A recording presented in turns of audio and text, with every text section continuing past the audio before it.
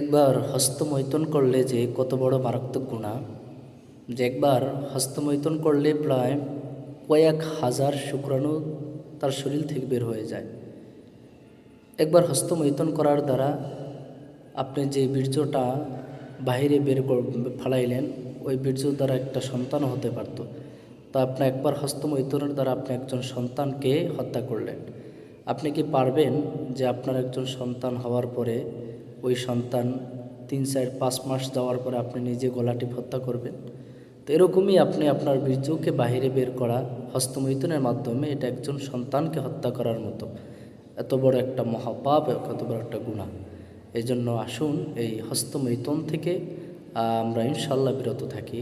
এছাড়াও এই হস্তমৈথুনে অনেক গুনাহ, অনেক ভয়াবহতা। যে হাত দ্বারা আপনি হস্তমৈথুন করতেছেন, ওই হাত দিয়ে আবার দোয়া করবেন, এই দোয়া আল্লাহ তাআলা কবুল করবে না।